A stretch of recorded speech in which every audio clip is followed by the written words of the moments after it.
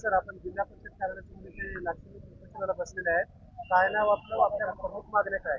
Sir नमस्कार, मी राजेंद्र शिवप्पा मुळे, जिल्हा परिषद हायस्कूल लोणी, तालुका अर्धापूर, जिल्हा नांदेड या ठिकाणी कार्यरत असताना माझ्या मूळ गावी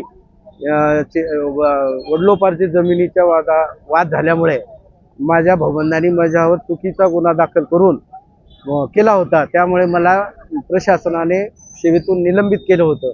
त्यानंतर माझी विभागीय चौकशी झाली. विभागीय चौकशीमध्ये माझ्यावर जिल्हा परिषदेची प्रतिमा मलिन झाली असा ठपका ठेवण्यात आला होता. तर चौकशीमध्ये तो आरोप सिद्ध झाला नाही. त्यानंतर मला माननीय सीओ साहेबांनी माझा तो निलंबनाचा काळ रजा दे अनुदय केला.